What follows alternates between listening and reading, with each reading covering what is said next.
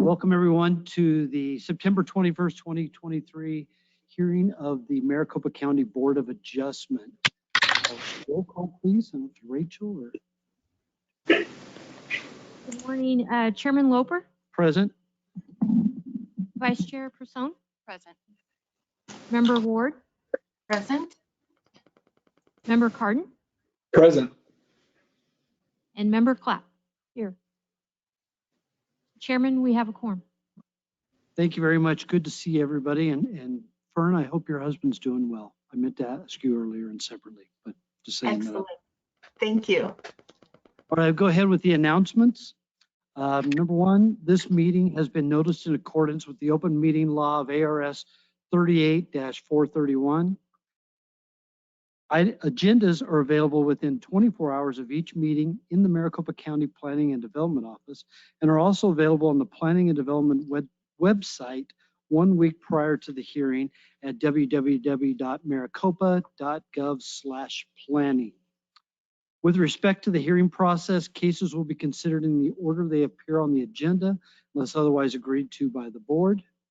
For each case, the applicant will be given a set amount of time to present their testimony.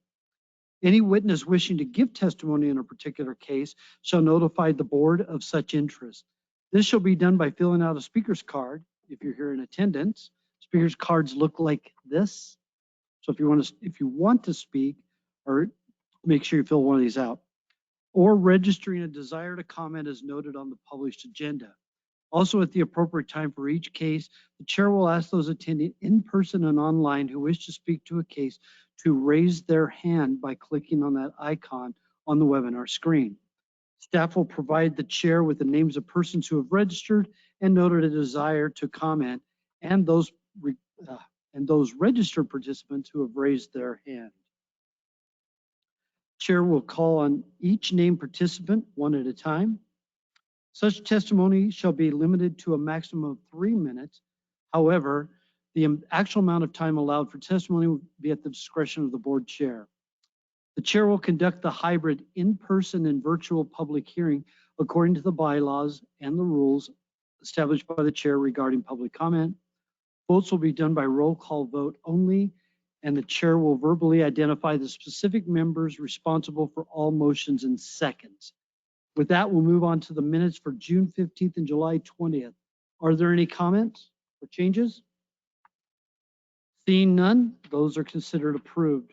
We'll move on to staff announcements. Mr. Chairman, board members, agenda item 2, BA 2023-036, variance for KG Bay Development Corporation District 4, and item 6, BA 2023-042, variances for Walaquachu Holdings LLC in District 2. Both are continued to October 12th. Therefore, no action is necessary. Thank you very much. We'll move on to the irregular agenda. Item number 1 is BA 2023-035, known as the Rodriguez property. Daniel? Thank you, Chairman and members of the board. Case BA 2023-035 is for the Rodriguez property in Supervisor District 4. Site is located at 6913 West Country Gables Drive in the Peoria area. It is zoned Rural 43 and is just under an acre. The request includes the following: a proposed front yard setback of 30 feet, where 40 feet is the minimum permitted per County Zoning Article 503.4.1.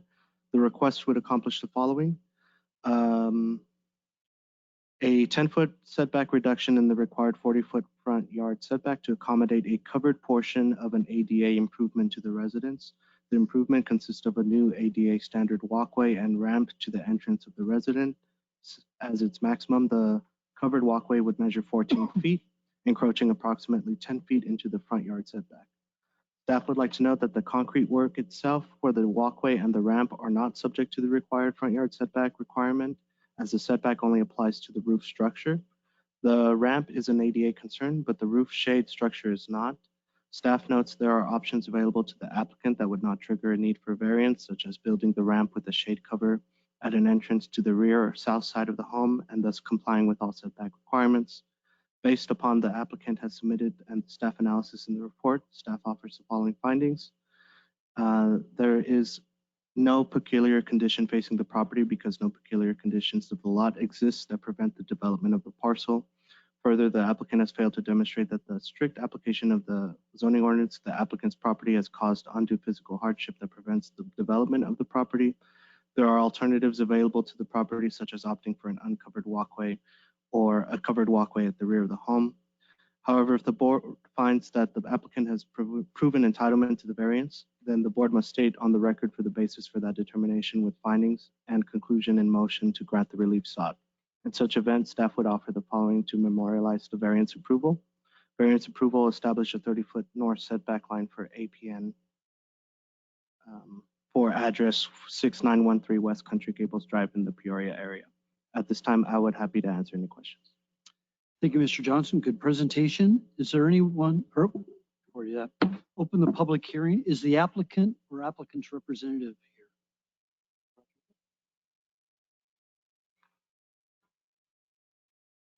For this case, BA 2023-0035, is the applicant or applicant's representative here?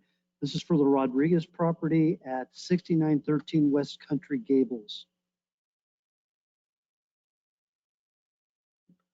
Chairman, he was checked in at the front office and about 5 minutes ago. So Okay, well, we can move on to the next item, give them time to come here.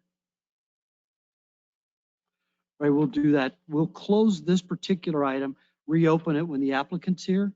I'll move on to the next item on the agenda, which is BA 2023-038, the Mullins property. Caught you off guard there, Andrew, sorry. Thank you, Chairman and members of the board. BA 2023-038 is a request for varying the required accessory street side yard setback for a residential parcel. The subject is located in the rural 43 zoning district in the New River area. The applicant is requesting to amend the accessory street side yard setback to 1 foot where 20 feet is required per the MCZO Article 503.4.1.c and Article 1106.2 to allow the use of an as-built accessory structure. The structure currently sits 1 foot away from the 10-foot easement on the north side of the parcel.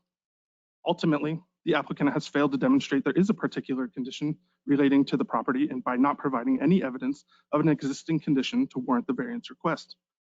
Should the board find the applicant has proven entitlement to the variance, then the board must state on the record the basis of that determination with findings and conclusion in a motion to grant the relief sought. At this time, I would be happy to take any questions you may have. Thank you very much. I appreciate your presentation. Are there any questions of staff on this particular one? Yes, Member Person. So you mentioned 1 foot as the proposed standard if it were to be approved, but I think, so you're calculating that from the edge of the PUE rather than property line? Correct, yes. Thank you. Any other questions by any board members? Seeing none from our folks online. I have one. If I read the staff report correctly, that building has existed for a number of years prior to the current ownership. Is that correct? No, No? the current owners are the ones who built it. Okay, all right. Thank you for clarifying that. No other questions? Go ahead. Open the public hearing. Is the applicant or applicant's representative present here in the audience? It should be virtual. Chairman Loper, I have Rebecca online and All her right. microphone is unmuted. She should be able to speak. Go ahead and provide your Hello. name and then your presentation, please. Hi, this is Rebecca Mullins. And this is the first time I've ever done anything like this, so excuse me, I'm a little bit nervous. So we were just under the understanding, this was the first home and property that we've ever built. And we were under the understanding that our second structure needed to be, which our first structure was our home, our second structure needed to be 5 foot from our fence line.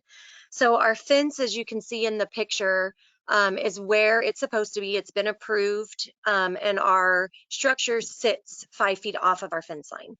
So that's where we started with that. We could not put the shop anywhere else on the property due to other setbacks, not it being allowed in the front yard.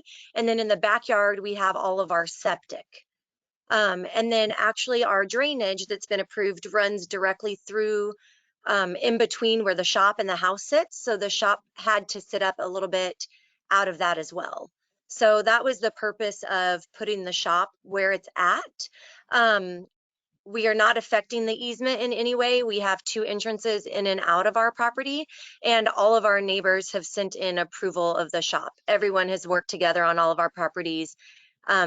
Building, we're all kind of 3 new houses doing things together as a community, and so we have that approval as well. There's no problems with any fire departments or anything like that. We've looked into everything. It sits on our property away from our fence line. All right, is that finish up your presentation? Yes, I believe it does. Thank you very much. Any questions of the applicant by any of the board members? All right, as I mentioned earlier, this is a public hearing. I do not have any speaker request cards on this. Is there anyone in the audience who wishes to speak? Seeing none. David, is there anyone online? We're not aware of anyone else online that wishes to speak. Okay. All right, I'm going to go ahead and close the public hearing. Turn this back over to board members for discussion and or a motion. This is in District 3.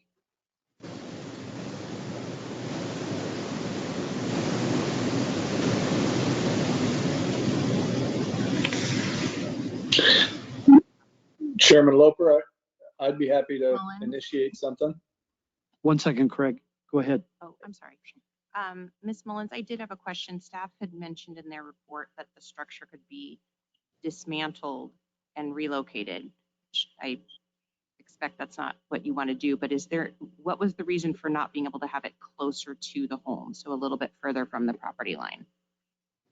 The reason is because our grading and drainage, as per the county when we built our home, runs, if you look at the picture where the horse corrals are, there's the home and the structure. Where the vehicles in this picture are parked in between those is actually where all of our drainage runs directly through there. So the shop and the home sit up a little bit higher. It's hard to tell in that overhead, but it would have, if we would have moved the shop closer to the home, it would have gotten in the way of the grading and drainage. Thank you. Member Absolutely. Cardin, you got a question? No question. In fact, I yield to member Vice Chair Person if she desires to continue.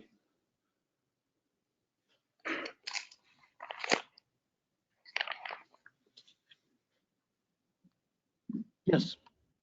Go ahead. One question about the drainage. Does the roof line angle toward the easement or toward the property? Because the report I read said that drainage will occur on the easement roadway.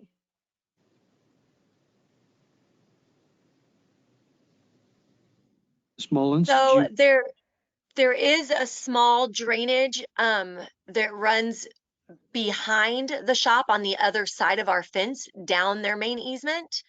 But that comes from the home behind us, actually. Like their drainage kind of trickles down behind our fence there along the easement behind our shop. Our main drainage is in the front of the shop. And when it rained this last time, I actually have pictures and stuff of where in front of the shop and between my home, that's where all the drainage came flooding through, was into ours. Thank you. Thank you, Member Clapp. Anyone else have any questions of the applicant or discussion item and or prepared to make a motion?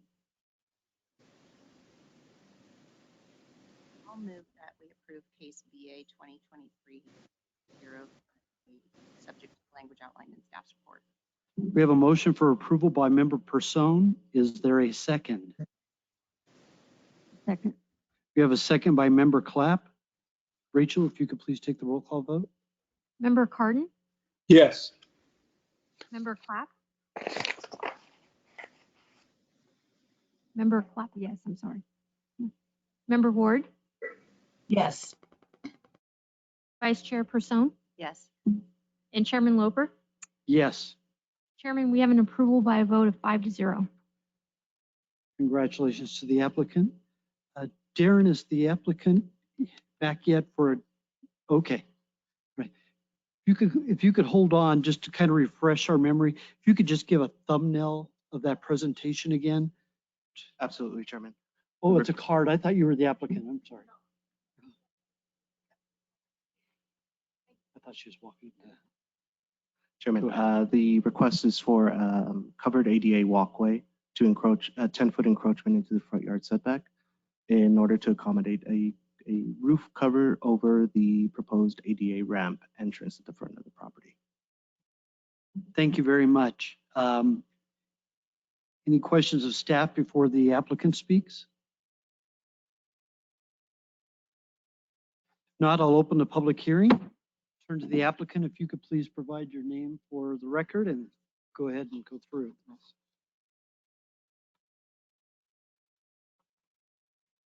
I'm Jorge Rodriguez. And the application is to get a barrier so we can build a walkway and a roof over the top so we can have our mother-in-law being able to come in through the front of the house and being able to be with my wife and occasionally. Okay, the barrier, we're only asking for 10 feet. Okay, right now my house is right at the limit, but that's the only reason that we really want it. All right. Any questions of the applicant by any board members? Seeing none, thank you. Hold tight. We may have more questions. Is there anyone in the audience who wishes to speak on this item? Don't have any cards. David, is there anyone online who wishes to speak? There's no one online wishing to speak. All right. I'll go ahead and close the public hearing and turn it over to board members for discussion and or emotion. It's in District 4, which is mine. I'll defer if somebody else has interest in making a motion. I do have a question for staff. So the ramp is considered a reasonable accommodation, and so it's somewhat exempt, not the structure, but the ramp itself.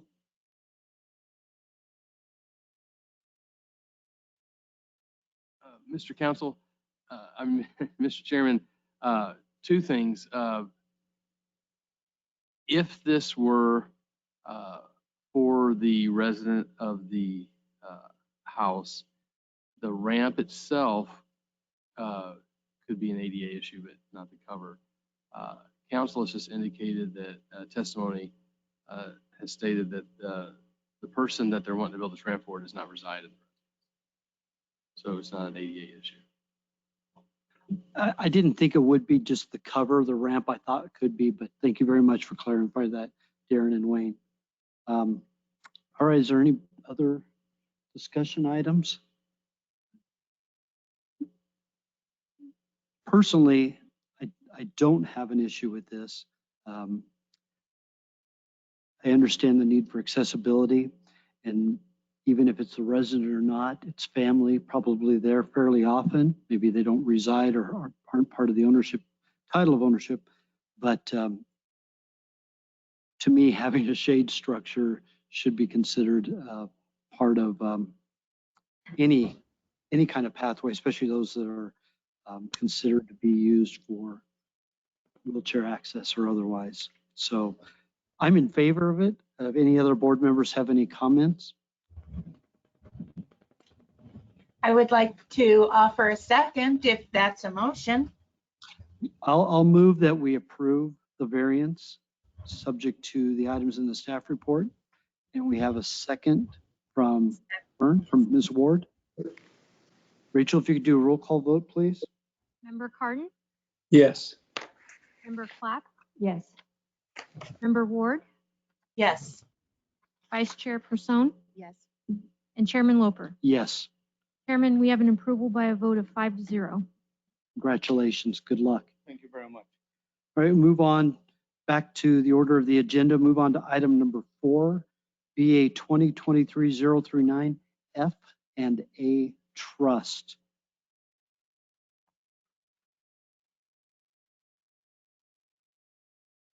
Go ahead, Nick, when you're ready. Thank you, Chairman Loper, members of the board.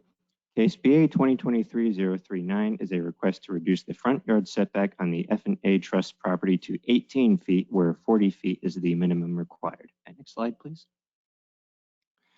So the property is located at 22040 East Appleby Road in the Queen Creek area. This is a rural 43 parcel featuring a single family residence originally built in 2001. And next slide, please. So the property owners are proposing to build a 2-story detached garage to accommodate 2 cars and an RV. The garage would be built just over 33 feet from the west lot line. However, the easement for 220th Place measures 15 feet from the west lot line, so the required 40-foot front yard setback is measured in addition to the width of this easement. This creates a de facto setback of 55 feet from the west lot line. So to accommodate the garage at its planned location, the front yard setback would need to be reduced from 40 feet to 18 feet. Next slide, please. So there's also a 33-foot easement for Appleby Road along the south lot line. Together, the 2 easements make the property a corner lot, so the south side setback is only 20 feet. This creates a de facto setback of 53 feet from the south lot line.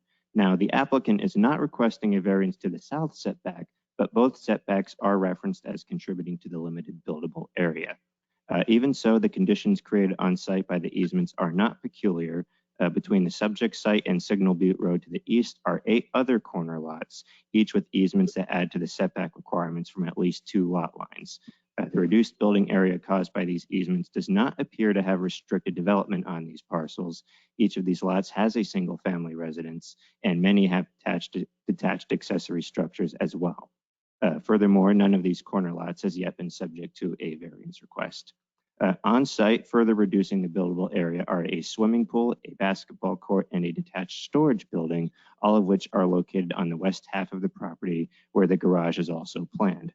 These constraints, however, were avoidable and created in the line of title. Additionally, the existing home comes no closer than 64 feet to the front setback line. Feasibly, a garage could still be built in this area, albeit smaller and perhaps closer to the residence than currently planned, while still accommodating room for 2 cars and an RV. Based upon what the applicant has submitted and the staff analysis, staff finds that the request fails to meet the statutory test for variance approval.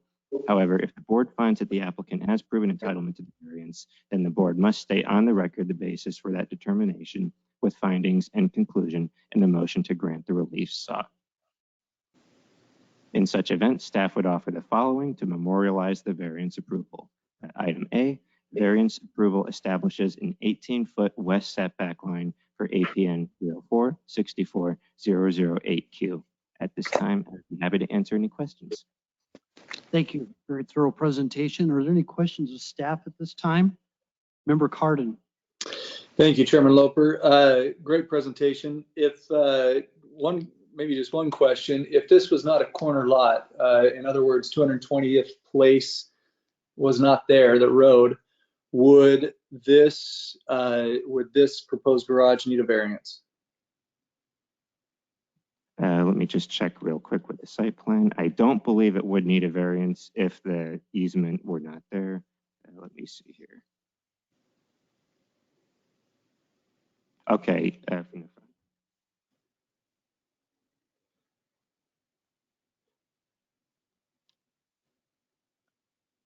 Sorry, did you say you confirmed? Yes, sir. It would still need a variance. It would still need a variance. I'm not sure, Mr. Chairman, Commissioner Cardin, I'm not sure I understand the question, because if that was an interior side, a detached structure outside the required front yard could be as close as 3 feet. Yeah, but there is a street there. Sure. Recognizing there's 2 streets and they access from Appleby Road, that's my question, is if it was an interior lot, meaning there was no street there. I was just curious. Yes, and I should point out that the west lot line is the front yard, and the fact that since it is as close as 33 feet from that lot line, even if the easement were not there, it would still be within the front yard setback, so it would still need a variance. Understood. Thank you. Fun with corner lots. Member Person, you have a question? Go ahead. Nick, I have one other question on this aerial. So I think north is up. Yes, that's correct. Okay, so north of the proposed structure, there's another thing that looks like a building that is even with the west line of it? That white rectangle? Yes, I believe that is the basketball court. Oh, And okay. It's just not a building. correct. It's just a basketball court. Now, in that aerial image, I don't believe it has been built yet when this aerial was taken, but just to the northeast of that basketball court is where a storage building was built, a detached storage building. Okay, thank you. You're welcome. And following up on that, if that basketball court were a structure, it could go within 3 feet because it'd be considered, it would not, what would the setback be required for that, given the corner lot conditions? So, Mr. Chairman, if we look at the west as being the front, which is the way the staff report's written, because that is the shortest side, I believe. That's a 40-foot setback from the edge of the easement. If that was determined to be the street side, that would change to a 20-foot setback from the edge of the easement. And it's sitting at 18 feet right now. So, I mean, there's some workability there for it to be moved back, but I don't know the dimensions. If the dimensions are within 15 feet of one another, we can make the call that that is a street side rather than a front.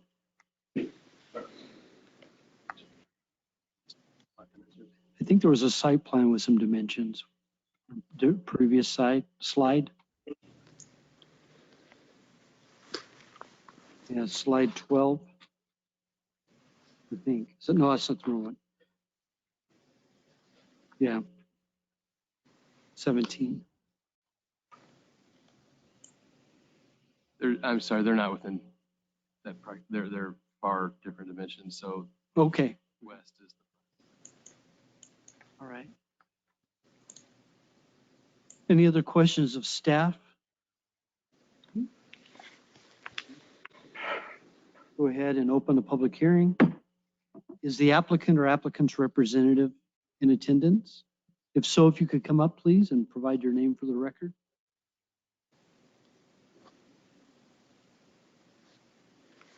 Hi, I'm Ron Heck. I'm the architect, and I would like to let the owner speak to it. But for real quickly, I would like to say one of the things that we felt like made this the most peculiar is the original house was built facing Apple.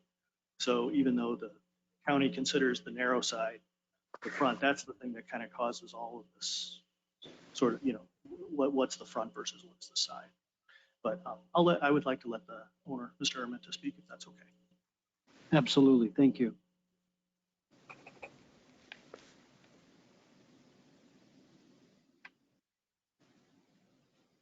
Please provide your name for the record and go ahead. My name is Frankie, last name's Armenta. I appreciate your time this morning. So pretty much what we're trying to get at is originally we bought the property. What you can't see on this here is there is an addition that goes out to the east side that is level with that grass area. Just so you see from a perspective of, and then in the back corner, there's another parcel that's square in the top right. That's actually the well.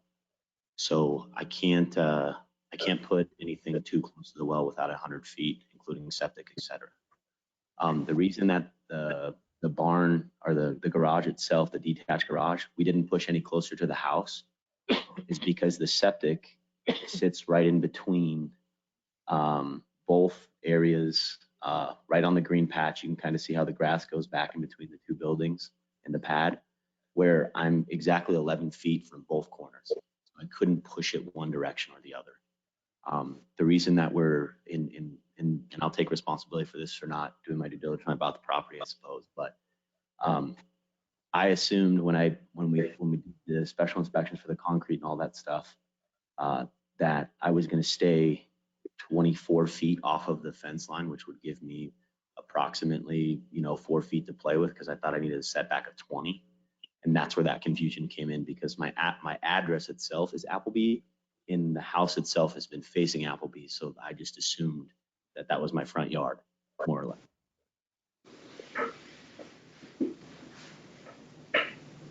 Thank you. Any questions of the applicant or applicant's representative? Member Person. Hi there.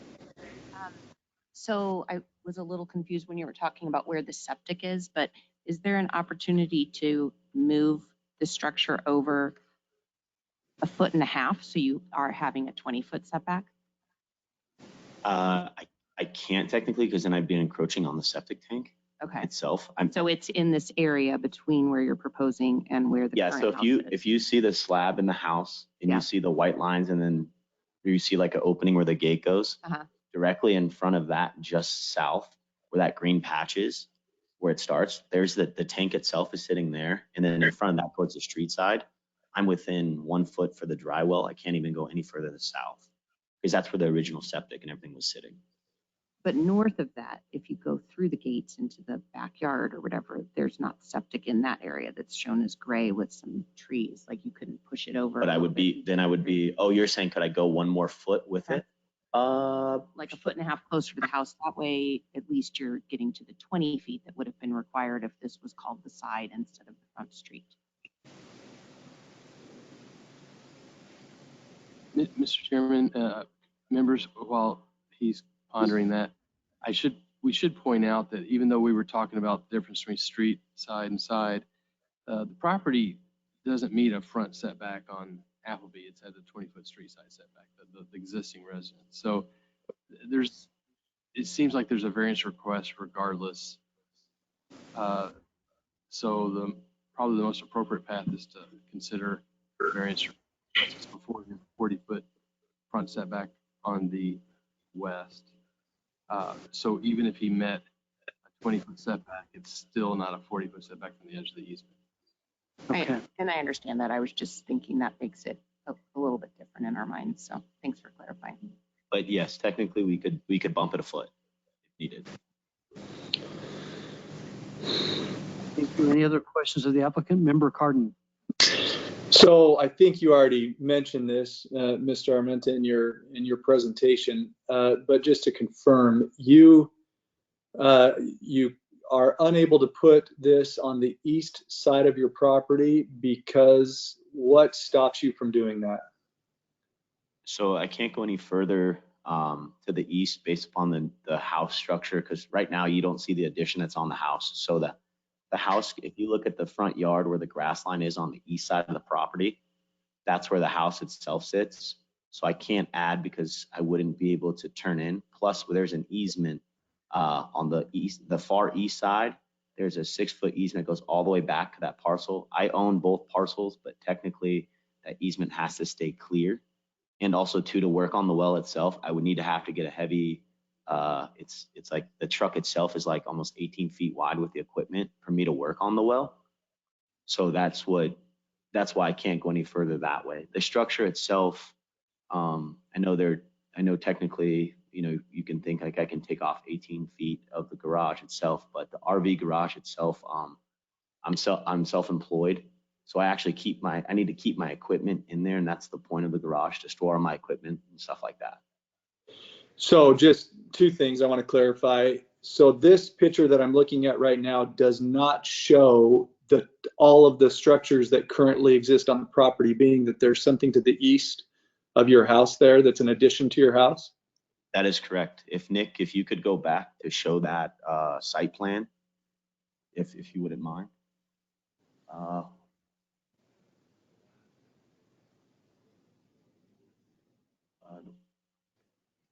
Or maybe go forward. Is the site plan in there? Sorry, I think that was the other. I apologize. That's all right. There you go. So I see it now. That structure there. So I can't approach any more on that side in order for me to get the equipment through. Thank you. And then on the picture that we were looking at before, there were a bunch of, there were a few, I don't know if it's equipment or other things, but are you suggesting those things would be inside the garage when you're done? Some of them, yes, but there's some that are not in that photo, like heavy equipment as far as like boom lifts, scissor lifts, things of that nature that I would need to fit underneath. And that's the reason for the RV garage itself. And as you can see, the dash line on the west side, which is showing that 40 feet setback, it literally just cuts the RV garage off. But that's what I'm fighting for, I guess, in a sense, because I need that space for the equipment itself. Gotcha. Thank you. Thank you. Thank you. Any other questions of the applicant or applicant's representative at this time? All right, hold tight. May have some questions for you. Is there anyone in the audience who wishes to speak on this item? I have no speaker cards. David, is there anyone online? We're not aware of anyone online. All right, I'm gonna go ahead and close the public hearing. Discussion amongst board members and or a motion, it's in District 1. Go ahead, Member Cardin. Chairman Loper, I'm comfortable with this request. I appreciate, it sounds like there's no opposition. And in fact, if I remember reading correctly, they even talked to some of their neighbors and it was okay. I didn't confirm that, but regardless, there's no opposition. It seems to me that this would be an improvement to the area in the sense that he's going to be able to even clean up maybe what's outside of his lot otherwise. And so I would be open to any more discussion, but as that's going, I'll make a motion to approve BA 2023-039. We have a motion for approval by Member Cardin. Is there a second? I'll second. A second by Member Person. And then is there any more discussion? Fern, did you have your hand up for discussion? Okay. If not, Rachel, if you wouldn't mind taking a roll call vote. Member Cardin, Yes. Member Clapp, Yes. Member Ward, Yes. Vice Chair Person, Yes. Chairman Loper. Yes. Chairman, we have an approval by a vote of 5-0. Thank you very much for your guys' time. All right, we're going to move on to item 5, which is BA 2023-041, the Dynamite Holdings LLC property. Andrew, go ahead. Thank you, Chairman and members of the board. BA 2023-041 is a request for varying the required side yard setback for a residential parcel. The subject is located in the rural 43 zoning district of the Cave Creek area. The applicant is requesting to amend the side yard setback to 16 feet where 30 feet is required per MCZO Article 503.4.3 to allow the expansion of the primary residence structure. A detached patio awning currently sits in the proposed location. The applicant has failed to demonstrate there is a peculiar condition relating to the property by not providing any evidence of an existing condition to warrant the variance request. Should the board find the applicant has proven entitlement to the variance, then the board must state on the record for the basis that the determination with findings and in conclusion in the motion to grant the relief sought. At this time, I would be happy to take any questions you may have. Thank you. Thank you, Andrew. Are there any questions of staff at this time? All right, seeing none, I'm going to open the public hearing and ask for the applicant or applicant's representative to come forward. Provide your name for the record. Well, when you get up to the microphone, sorry. Andrew Lamb. And go ahead if you wanted to discuss your case. I don't know a lot. I stay with the applicants, and all I can say is from what I know on their behalf is they both are getting a little older. They both currently had neck and back surgery, so they live in the downstairs area of the house for the most part. That's the idea, is to open that up and allow them to do everything they need to downstairs. All right, any questions of the applicant's representative at this time? Chairman Loper, I have Hannah Tomita online who was registered as the applicant, I believe. Okay, yeah, if she'd like to go ahead and speak. Hannah, you need to unmute on your side. Oh, There you okay. go. Hello, hi. Yes, my name is Hannah Tomita. I'm representing the owners.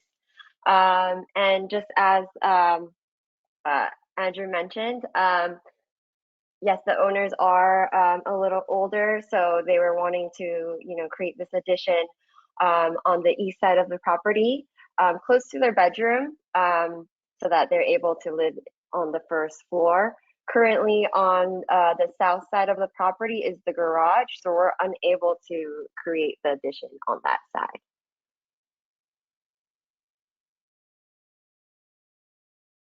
All right, thank you. Does that conclude your presentation at this time? Yes, we also have written approval from the neighbor on the north and the west side of the property. But yeah, that's all. All right, thank you. Have you provided that to staff? Yes, Yeah. I have. Okay, Mhm. so it was some of the additional materials. All right, thank you. Oh, right in front of me. All right, if you both would hold tight, I'm going to open this up to the public. Is there anyone who wishes to speak on this item? I do have a card. That's you, Andrew. Okay. Anyone else wish to speak on this item? Do we have anyone else online, David? There's no one else online. All right, I'll go ahead and close the public hearing. Turn it over to board members for discussion and or a motion. This is in District 3.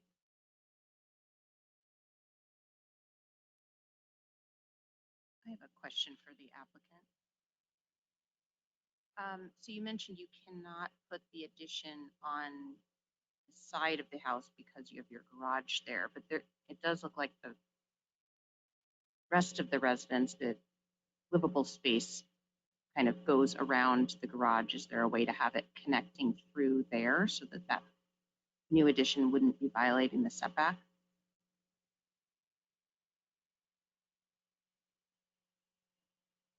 Hi. So the master bedroom currently is on the very north side of the property, where that white square is. And for them to have, we're thinking about their retirement home, and they do want to be able to congregate on like one side of the home instead of having to go through the garage. So that is why we're proposing and requesting this variance. Thank you. Thank you. I do have a question of staff and or the applicant. So in this exhibit in front of us, there's 2 crosshatched buildings. It appears that the setback is the same for both, but is it for both, or are we just really looking at one that's the shortest of the 2? The subject we were discussing today is attached to the primary structure. The one on the north? Yes, whereas Okay. the one on the south is a proposed detached structure. So that Okay. would only have a 3-foot setback requirement. And the front on this is to the south? Correct, yes. Okay. Thank you very much for clarifying that. Any other questions of the applicant or staff? Again, go ahead, turn it back over to the board for discussion and or a motion. Since there's no opposition on this, I don't really have a problem with it. I also can see how if the addition were to be moved, like I was suggesting, it wouldn't really work because of the traffic that needs to come in and out of the garage. I thought it was coming in the other way. I just can't find what the case number is, but I'll make a motion that we approve case BA 2023-041, subject to the language outlined in the staff report. We have a motion for approval by member Person. Is there a second? Second? That close, Fern. I have a second by member Clapp. Rosalie. Rachel, if you'd please take the roll call vote. Member Cardin? Yes. Member Clapp? Yes. Member Ward? Yes. Vice Chair Person? Yes. Chairman Loper? Yes. Chairman, we have an approval by a vote of 5-0. Congratulations. Thank you, guys. All right, we'll move on to the last item on our agenda, which is item 7, TU 2023-048, Orange Grove Wedding Venue. Joe, please feel free and go ahead with your convenience. Thank you, Chairman and members of the board. Case TU 2023-048 for Orange Grove Wedding Venue is located at 26227 South Lemon Avenue in the Queen Creek area in Supervisory District 1. Next slide, please. The applicant is requesting a temporary use permit to host wedding ceremonies and receptions on the subject property, which is just under 2 acres in size in the Rural 43 zoning district. Next slide, please. The request is for up to 10 wedding events on the property. Each event may have up to 150 guests in addition to staff. Guests will park at the church due north of the subject site. The applicant has provided a tentative parking agreement to staff. Staff notes that there currently are no pedestrian accommodations to facilitate pedestrian flow to the site. Restroom facilities will be provided via a bathroom trailer. Staff notes that the applicant is also seeking permanent entitlement via a special use permit. The case number is Z2023-020. The applicant has expressed the need for the temporary use permit as weddings seem to have already been scheduled, but the applicant still needs additional time to resolve technical aspects of the special use permit application. Staff have received 4 letters of support provided by the applicant and 4 letters of opposition. The requested temporary use permit does not meet the qualifications for granting a temporary use per ordinance as MCZO 1302.1.1.1 states temporary uses shall only be granted if the use is not appropriate for long-term permanent entitlement. The applicant is actively working toward long-term entitlement for the proposed use. Additionally, staff feels the use, even on a temporary basis, may be too intense for the area. Per the applicant's own sound study, noises at the property lines would be in excess of 49 decibels, which may be tolerable during the daytime, but may pose a neighborhood nuisance later in the evening, which was a common theme upon the opposition letters. As such, staff recommends denial of TU 2023-048. However, if the board finds the temporary use permit is warranted, staff offers conditions A through F for consideration by the board. I would be happy to answer any questions you may have at this time. Thank you, Joe. Are there any questions of staff this time? Member Clapp? No. One question about the number of events.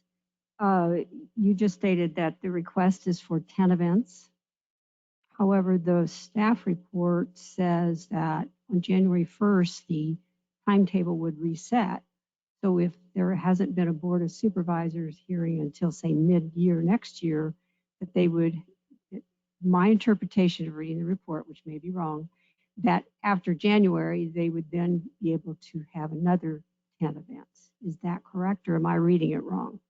Mr. Chairman, Member Clapp, that's one reason it's staff stance that temporary uses are only for activities and uses that are not appropriate for long-term zoning entitlement. And since this is would be an ongoing activity, they need a special use permit. We will not support continuous temporary use permits. We think that there's a jurisdictional issue with temporary use permits. I understand that. So I guess my question would be, would the temporary use permit have to state that at the end of the year, the temporary use permit ends? Or will it, because the timetable I read said that the applicant would be allowed to have special events up to the time that the special use permit is approved. So that's where I'm asking, is it 10 events or is it, again, another 10 events after the first year? And you know, if I'm reading this wrong, please correct me. It's just my reading of it that immediately popped up for me.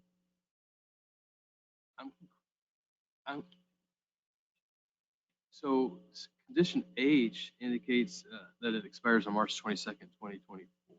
Okay, so that, but isn't there a line that says something related to it is for a calendar year? So a new calendar year would start in January? No, ma'am.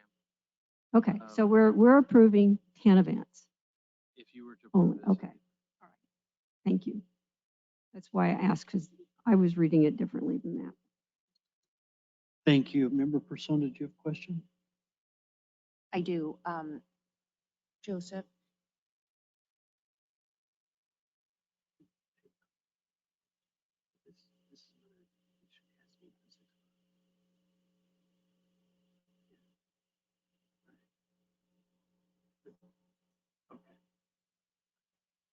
I'm sorry, we were internally discussing. I was just making sure this was Oh. not greater than a 6-month period.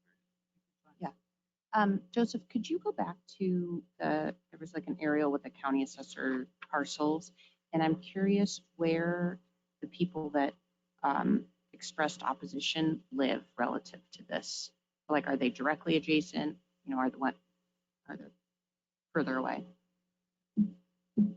Yes, Member Pizzone. I am not aware of where all 4 opposition. No, 2 of them are located adjacent to the parcel.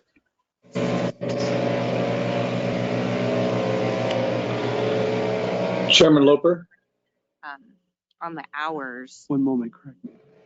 Oh, one other question on the hours.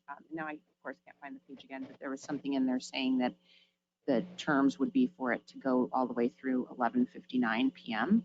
And I wonder if there was ever discussion with the applicant of having it end at 10, like a lot of other wedding venues. The applicant was requesting that end period. Music will have to, per the conditions, music will have to be turned off at 10. Thank you. Member Cardin?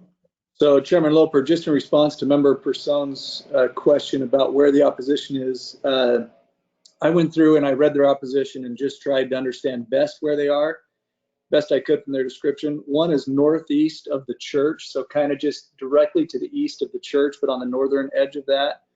Another one says they're a half-mile west of the property. Another one says they're the closest neighbor, so I'm not exactly sure who that would be, but they're the closest neighbor. And another one says they're 600 feet from the venue, so I would say pretty close. Of the support letters, just if you're interested, it looks like 2 of those are directly south of the venue, and then the other one just says near, so I'm not sure where that would be. Thanks, that's very helpful. Yes, thank you, Member Cardin. That is very helpful. Any other questions of staff this time? I have 2. One, is there a history on the property that you're aware of for having events? And if so, have you received any feedback from previous events, or is this new? Chairman, there is no previous violation cases on the property for having events. Per discussions I've had with some of the opposition, they have indicated that there have been events taking place on the site, but we do not have confirmed documentation of that by county staff. Okay, thank you. And then my second question, the special use permit that's been submitted, you mentioned a case number, so at least in that process, it's back in their hands. They've gone to TAC or something and got some comments back they need to address? Chairman, that is correct. It is waiting for resubmittal, I believe, post-TAC meeting. All right, thank you very much. Seeing no other questions from any of the board members, I'm going to go ahead and open the public hearing and ask for the applicant or applicant's representative, if you could please come up, provide your name. Good morning, board members. My name is Mandy Woods, and I am with Norris Design, and we are the planner and the applicant representing Chuck and Harmony here, the owners and operators of Orange Grove Wedding Venue. You can go to the next slide, please. Try to give good direction here. And also with me from the Norris Design team is Alan Bodwin. Next slide, please. I'll try to keep this brief and not overstate some of the stuff that Joseph has already stated, but just some brief context of the site. That this is the larger area. If you go to the next slide, you can see the property in question highlighted in a closer view. It is about 2 acres. And then in the backyard of this property, there's a beautiful fenced-in orange grove, which is where the proposed venue will be taking place. Next slide, please. So just to provide some background information, Joseph touched on it, but how this request came about was the process started with our client late last year. We submitted a special use permit submittal in February. That is correct that it is at the post-tax stage. And what happened was there were some unexpected permanent improvement requirements that came up during the TAC meeting. And there was a lot of back and forth. We retreated, we thought about some of the options. We had numerous conversations with environmental services and planning staff. And ultimately we're directed to file a temporary use permit to attempt to have this sort of stopgap. And this is ultimately just to give Chuck and Harmony the time that they need to pull their necessary permits and to make the permanent improvements that would be required under SUP operations. Ultimately, the goal here is, we're trying to take the proactive approach. This seemed like the right thing to do rather than to try to be reactive and, come back later with, future problems that, we're reacting to. And ultimately, so the request summary, I think, has already been stated. It is correct, 10 events in a 6-month period. It would not exceed 10 events in that 6-month period at all. This is kind of a trial period as well. And that might be worth stating that this is, the beginning of their operations and, figuring out what works. So next slide, please. I'll cover just some of the basic details of the project, but I think Joseph has pretty well hit on a lot of them. As I said, that it is a completely outdoor venue in the Orange Grove in the backyard of the property, just to the east. The existing primary dwelling is not going to be utilized in any way for operations for the wedding venue. In fact, it is owner occupied and that residential use will stay intact. There will be no permanent signage as part of this application as well. Next slide, please. We've addressed the parking, and yes, there is a tentative parking agreement that I think you guys have received. Great. And then let's see, we had conversations with McDOT, specifically Simon Edwards, to talk about the need for a special events permit, which is something that sometimes accompanies a temporary use permit. They waived that requirement and stated that they didn't believe that there were going to be that their impacts to right-of-way users were likely to be minimal as a result of this property and proposal. Next slide. Some of the operation details, I think we've pretty well covered. The business is going to be run by the owners of the property and or their family. It's not going to be a third party, but they will contract with outside vendors that are licensed and bonded to work with within the county as needed for various operations. And the events right now, Fridays and Saturdays, that's their game plan. They are going to work with the church to make sure that no parking conflicts arise from that. But that is the goal for Fridays and Saturdays only, with a maximum attendance of up to 150 guests. You can go to the next slide. So lighting is expected to be very minimal. We're talking solar yard lights and string lights in the trees. So it's not going to be, shining on adjacent properties to a great extent. We've talked about sound. We understand that that is obviously a big concern. And Chuck and Harmony have already committed to, shutting music off after 10 p.m.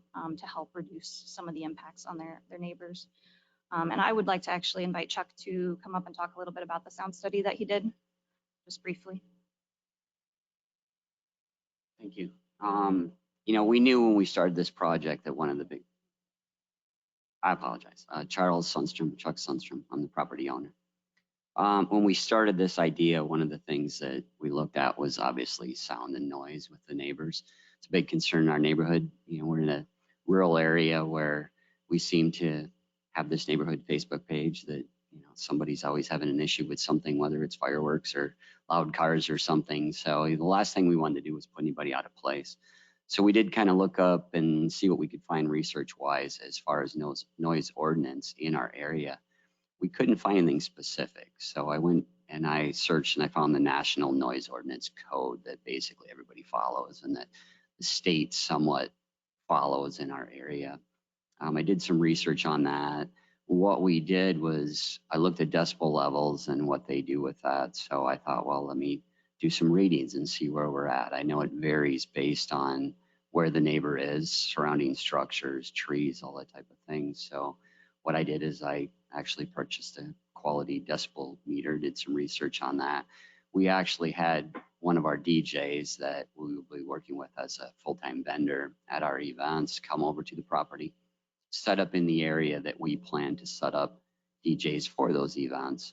I had him turn up his music at 3 different levels. And what we did was we basically based those levels on standing in front of him where his speakers were located in our area that we'll be doing a dance floor and have the majority of the people and food and stuff. And I basically had him turn it up to our first level was where we could talk to each other and kind of hear each other. Our second level was where 2 of us had to yell to actually hear each other from 10, 15, 20 feet away from him. Our third level was to where standing 20 feet away from him, we couldn't hear each other and talk to each other. At that point, at those 3 different noise levels or sound levels from his side of it, we took decibel readings. And what I did is I took a decibel reading immediately in that area where we were. And then I related that to different areas in the property. I went to all 4 fence lines located inside the property and I did decibel readings. I went under the trees in the backyard to the closest neighbor that's there. I did a decibel reading there, which was actually the highest readings that I found in the area from our property. I did decibel readings from our outer gates along the street, which is on the west side, in our driveway, and then outside of those gates, so in the center of the street. I found that different areas were different readings. And I recorded all that. I did a map, put all those locations on with what the decibels readings were in those areas. I'd also like to state that on the noise subject that we're open to this. Our goal from the start is not to put anybody out of their place and bother them. So the decibel readings that I came up with were just based on some observations and different points from where we were at. We are completely open to, we've been transparent from the front that if there's a noise issue, we welcome our neighbors to call us, to text us and say, hey, this is bothering us, and we will turn that music down. We will re-aim the speakers. We will do whatever we have to do to not put our neighbors, to bother them at all. So this is not a big party. It's a wedding. So, everybody wants music, but we don't want it to be loud and be too loud and bother anybody. Right. I'll continue from here, but Go ahead. thank you. I won't linger on the site plan too long, but especially from this level, it's a little hard to read, but you can see the parking that's proposed at the church lot is shown in gray there. And then we are including some proposed pedestrian routes that, consider some hard surface accessibility needs for those with accessibility challenges. Next slide, please. And then I think the rest of the presentation will basically focus on outreach and community concerns, which of course is a huge consideration in any planning process and requests like these.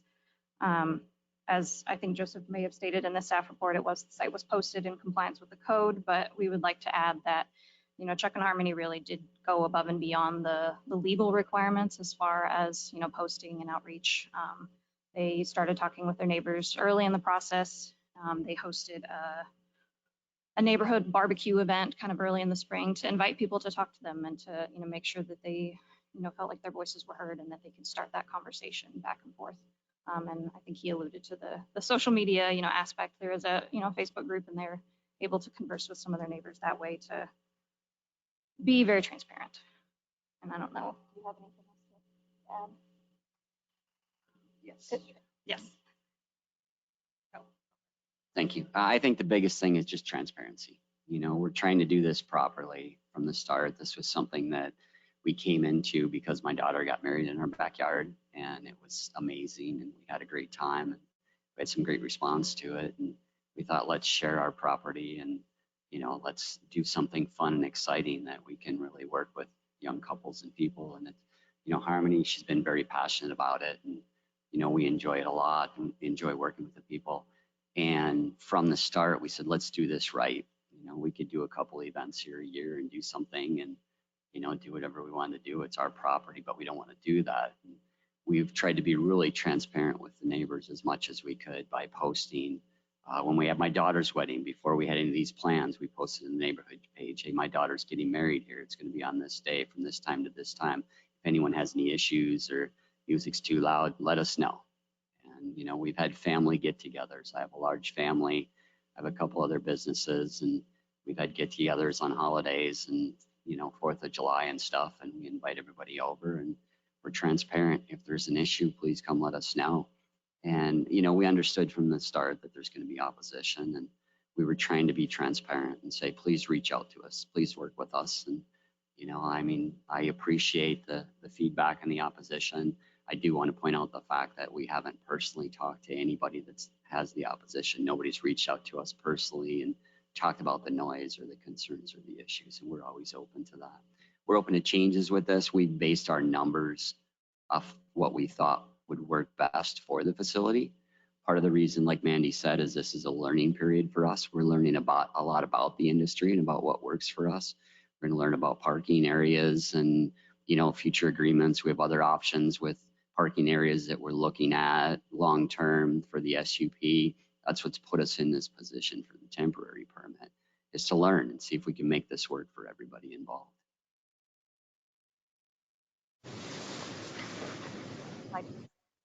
Do you have a lot longer? No, I don't. Oh, okay. Just a couple more real quick. I just wanted to state that, so we are aware of the letters that were received. Go ahead and go on to the next slide. I won't reiterate the sound monitoring study since Chuck talked about that so well. And like I said before, McDOT's reviewed the project. There's parking agreement in place. Lemon Avenue is actually paved adjacent to the church. So I know there were some concerns brought up about dust, but that helps mitigate that, given that the paved roadway actually extends all the way to the parking. And we just would like to end the presentation just showing the letters of support that have been received for the project. You can flip through these slides.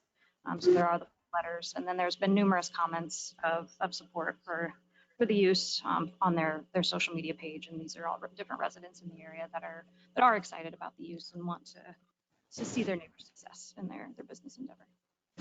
Our team is happy to address any comments or questions as well, but thank you so much for your time this morning. Thank you. Are there any questions or from any of the board members for applicant? Member Cardin? Thank you, Chairman Loper. A few questions. First of all, have there already been any events that have taken place?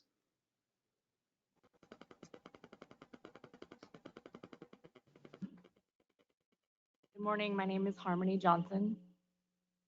We have had 4 weddings as of the spring of this year. We booked in 2023.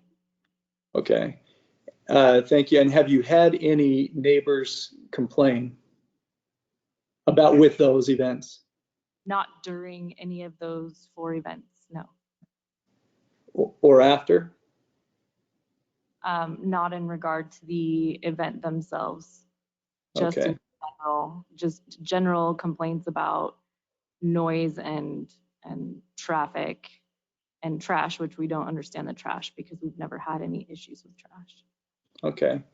And then it looks like, as I'm looking at the plan, that the people that come to the event seem to congregate kind of on the northeast portion of the property. Is that right, or do they congregate somewhere else? That is correct. It's the northern side, half of the property, and on the eastern side, which would be considered our backyard. Okay. Perfect. Thank you.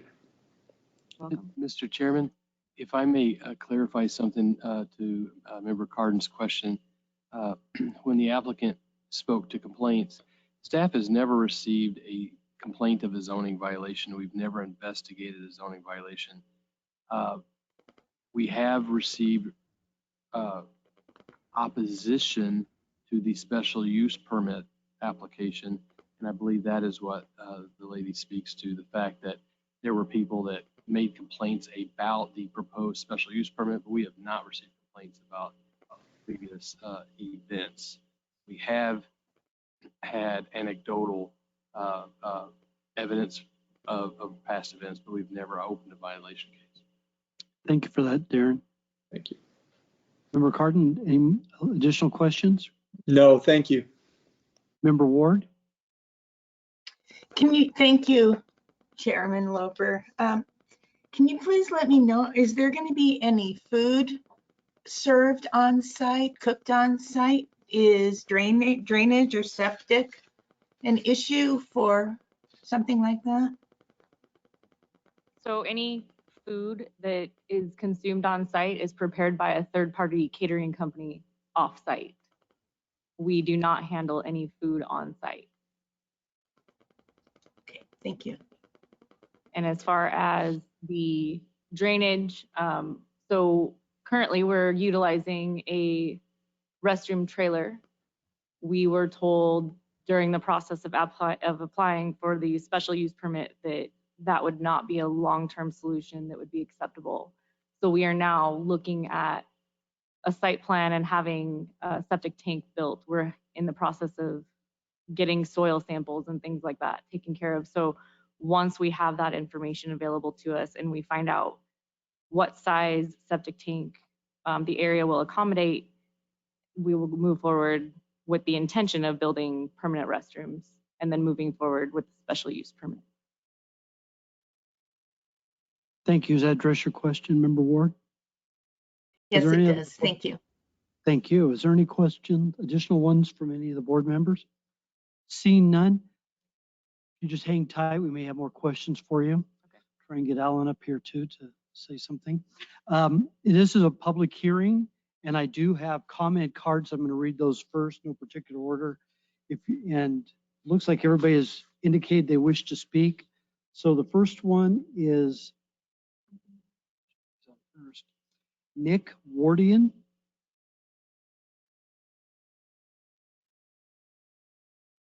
Mr. Wardian, if you please provide your name for the record. Hi there, my name is Nicholas Thomas Wardian.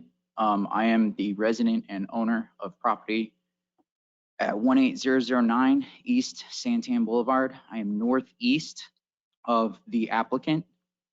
I am the middle lot directly east of the LDS church. Pardon me, I'm a little nervous, not used to speaking in front of most people, but the noise is definitely a concern for me.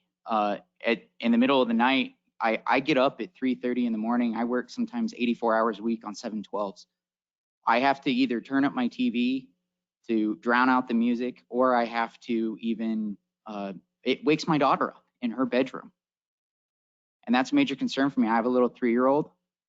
On the event that they hosted on September 2nd, I was taking out the trash at roughly 9:30 p.m. and I happened to look over at the parking lot and I find 2 people having sex in a vehicle. On top of that, the drinking, the trash, I don't want to live next to that. I did not pay $500,000 for an acre property to have to live next to that. If I would have known this, I would have not purchased my property. As far as the parking goes, you do have the agreement in front of you, but that is through the bishop of the church, which is basically a leader of the local congregation. He does not have the authority to grant parking. There is a chain of command with the LDS church for that. Another issue I do have is, luckily that was me that witnessed that. What if my daughter was on her swing set and she happened to witness one of those things with the parking? The dirt is a major concern with the driving up and down the road. And if they're not allowed to use the LDS church, where else are they going to park? These are major concerns that I have. On September 2nd, I did try to approach the applicant about the noise, but I wasn't even able to get out of my vehicle. I was approached by a drunk security guard. He was basically a gentleman wearing board shorts with a black shirt that said security. I rolled down my window. I said I would like to speak to the applicant. And he basically informed me, he goes, "What's the issue?" And I said, "Just tell him to please turn down the music." What that entitled was basically, there is no music. And then I said, "Just tell him to turn it down." And then before he goes, "Well, I don't have to turn it down until 10 p.m. And from there, he said, "You can contact my dad, he's a lawyer." I didn't want an altercation, so I left. The applicant did open his home up to all the concerning neighbors, and I was at that meeting. And my biggest concern was property value I brought up. And it was stated to me that the applicant does not feel there's a concern of property value.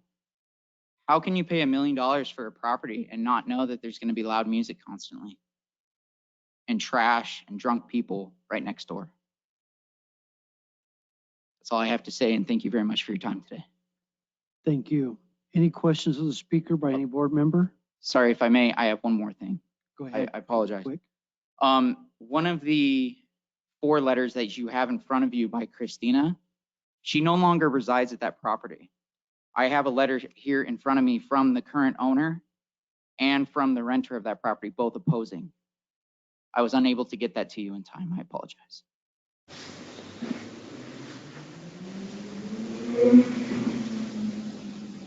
Thank you very much. Thank you. Chairman Loper, Yes, Member Cardin. I just wanted to point out, I actually had, that was a question I was going to have eventually, was I saw a letter from Michael Desmond and then Christina Barasa, one opposing and one in support from the same address. And so I think Mr. Wardian here just clarified that for me, and I appreciate it. You're welcome. Thank you very much.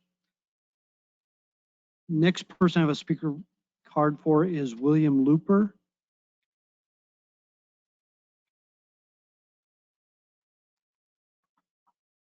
Hi, my name is William Looper. I am, can you go to the other slide with the properties? The aerial. Yeah, please.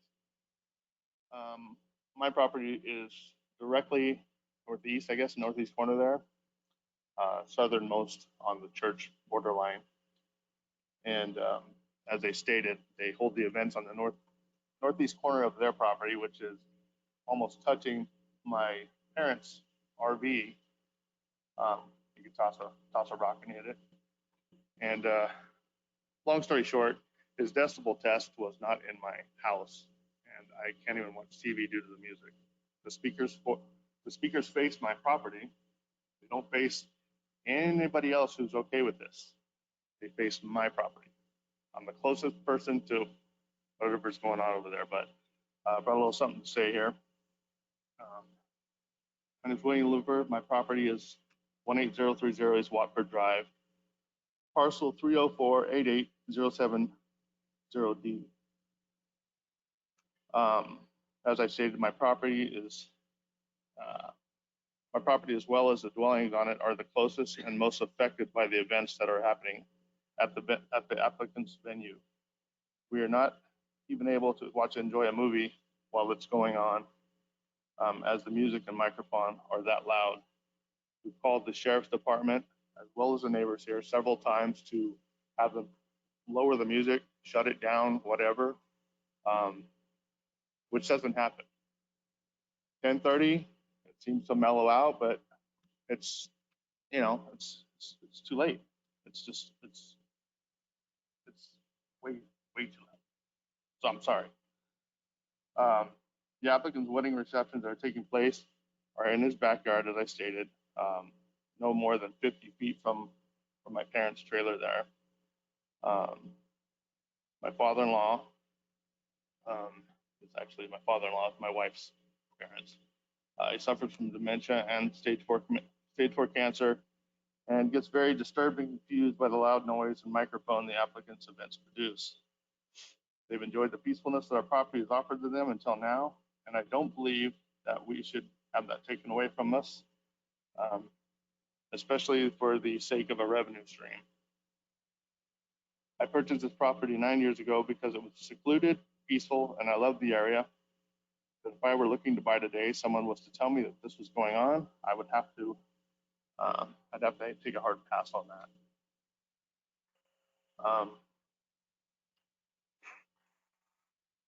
Another concern I have is,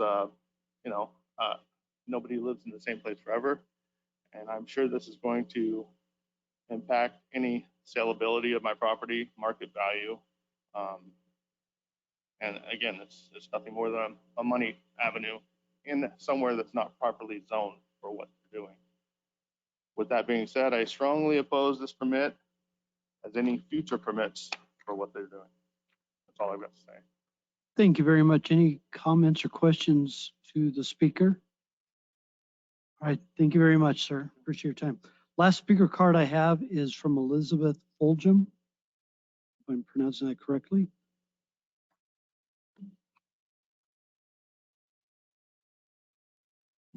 Good morning, and thank you for your time today. My name is Elizabeth Fulgham. I live approximately half a mile from the venue. I can testify that events can be heard easily from my patio in the evenings. I've read the staff comments. I appreciate that they have hit on most of the high points in the complaints that we have all agreed upon. I'd like to make a few additional comments. As regards parking, it's important to point out that Lemon Avenue is a non-maintained Maricopa County dirt road. Maricopa County will not take care of it, and ADEQ will significantly fine anyone that moves dirt on a roadway. So we can't take care of it. Maricopa County can't take care of it. We'll be left with a big mess. And in the event there are complaints, and I think you can count there will be complaints. What will happen is we will be required to form a special taxing district and pave the road. That'll be a significant financial impact to the neighborhood.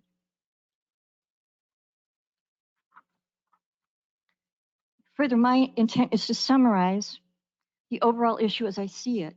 The theme here is a reckless disregard to permits, licensing, and the authority of the Board of Adjustments. It's an insult to you as a governing body for the following reasons. This is a case of asking for forgiveness rather than permission. The applicant disrespects the process, intent, and rule of the permitting process. In the first place, the business is already in operation without a permit, and the intent of the TUP is to cover bases for events already scheduled. It says so in the temporary application. To be clear, the applicant is currently booking events without having permits in place. Second, there is no parking agreement with the LDS Church. It's a kind of sort of agreement, but it will not be eventually approved. 3, there are no restrooms. 4, there is no infrastructure for pedestrians or parking on the residential roadway. 5, there is no liquor license and alcohol is being consumed on the property. Regarding the casita, as cited in the staff report, renting the casita out as a hotel room violates MCZO Article 501.2.14b. There is no effective mechanism to control the actual number of events requested in the TOP. You trust this? We don't. Enabling this venture is just asking for trouble down the road, and we, the neighbors, will bear the burden here. There appears to be no remedial options. The applicant has stated in public that events will be held with or without permits. I will avoid sharing with you the colorful language that accompanied those comments. I respectfully request that you deny this. Thank you for your time. Thank you very much. Are there any questions or comments to the speaker? All right, that's the last of the cards. Did you? Okay. That's the last of the speaker request cards. Is there anyone else in the audience who wishes to speak on this item? Seeing none. David, is there anyone online who wishes to speak? Chairman Loper, I'm not aware of anyone online. All right, I'm going to go ahead and close the public hearing. Or I'm closing the public hearing, but I do want to offer an opportunity for rebuttal. If you could keep it quick. I think I'd like to just address some of the comments from our opposition. I mean, we could spend a lot of time addressing each individual thing, but I'd like to state the fact that we have never personally received any contact from any of these people. We've made it perfectly clear from the start that we're open, where the reason for our temporary use permit is for us to learn and adjust what we're looking for long term in regard to parking, number of people, noise, times, all those different things. We're open to doing that. And the opposition letters, we did start receiving opposition originally when we started our SUP from Mrs. Pulgum. I apologize if I mispronounced her name, but we've never had direct contact with her. The other opposition letters have all been within the last 2 weeks. They're all very new.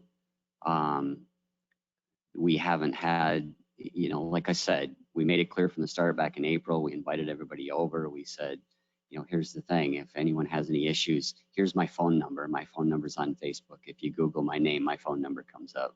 Please let us know. We're open to turning down the music. We're open to changing the times, all those types of things. So, again, I stated it before, we're not here to cause issues in the neighborhood. I think we've addressed some of the issues that are, really frustrating to us as people complain about trash. We've never had a piece of trash on the ground. I mean, you could drive down our street, and I'm very proud of the fact that ours is the nicest looking house on our street, and neighbors will agree to that. And we go out of our way to take care of our landscaping and make sure there's not a piece of trash. And, during the events, and the majority of the events we've had at our property have not been the 4 weddings. The 4 weddings have been small and quiet. And, we've had family get-togethers and things. And again, if the noise is bothering somebody, we'd appreciate a phone call. So I would like to step in and address the comments about the party that we had on September 2nd, because that was a pool party and a personal event of ours. That was not an event that they're describing that it seems like they're describing it as a paid, like we were hosting a paid event there, which we were not. As far as interactions between Mr. Wardian and the person helping with parking, we weren't there to witness any of that. We don't know that those interactions actually did take place. We were not aware that anybody was wanting to speak to us on that day. We had music playing. This was 2:00 in the afternoon, but it wasn't loud. So as far as those complaints go, it has nothing to do with anything wedding venue related. And as far as the safety concerns that they have, we're open to hearing any safety concerns. We provide security at the weddings. But as far as the claims to what was going on in the parking lot next door and Mr. Wardian being concerned that his daughter may accidentally witness something over there, we don't know that that actually happened. We don't know that those people were guests at our party or not. We have no idea who they were or if it's even true. I'll just conclude by saying that we respectfully request that, this be a trial period for learning and for them to prove responsibility, over the next 6 months and learn their business operations. All right, thank you very much. Go ahead and turn it over to board members for comments and or a motion. I did have go ahead, Member Cardin. Oh, no, go ahead. Sorry. Please. Just a question for staff. Temporary use permits, if somebody's found to be a violation of one, can they be revoked? What's kind of the process for revocation or default? Mr. Chairman, it'd be processed as a zoning violation. Okay. All right, thank you. Appreciate that. Any other comments or possible motion on this item? This is in District 1. Member Cardin, go ahead. So Chairman Loper, thank you. I've appreciated all the testimony. I'll just throw out my thoughts. In summary, I agree with staff basically completely on their analysis. I think a special use permit is the appropriate avenue for this. I certainly don't want to disparage anyone, but when I hear comments such as we're very open to addressing concerns, and then you hear concerns, and then you hear the person come back and say, well, I don't even know if those are accurate, doesn't really make it sound like we're too open to addressing concerns. And so I would move to deny this temporary use permit. We have a motion for denial by Member Cardin. Is there a second? I second. Second. Second by Member Clapp.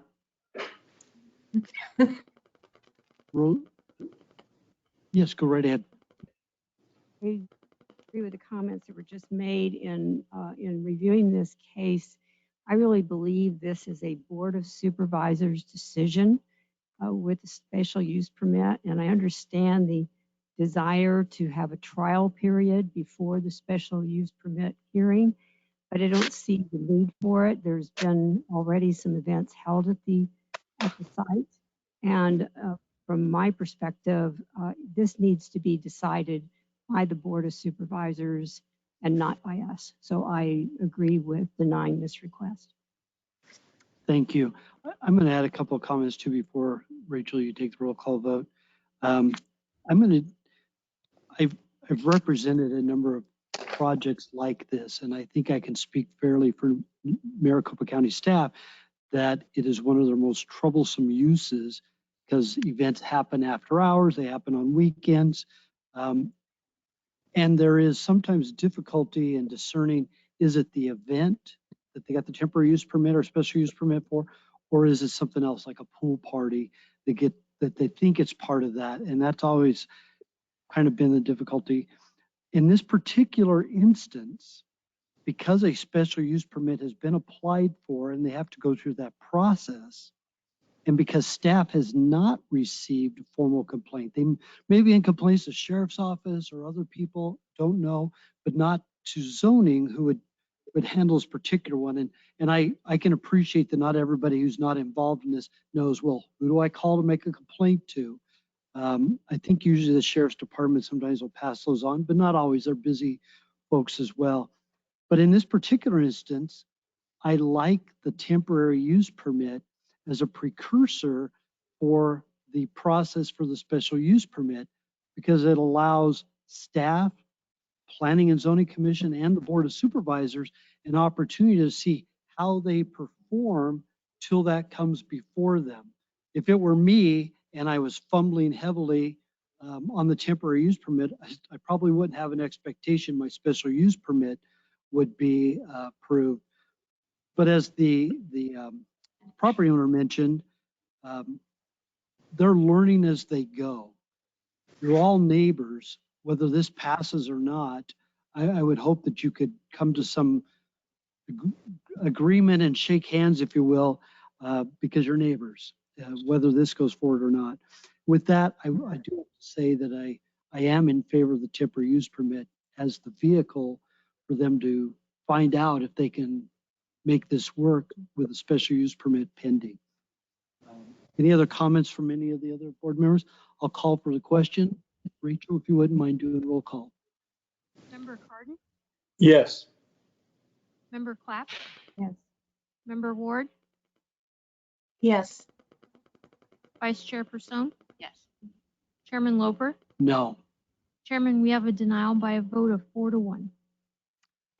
Thank you for your time.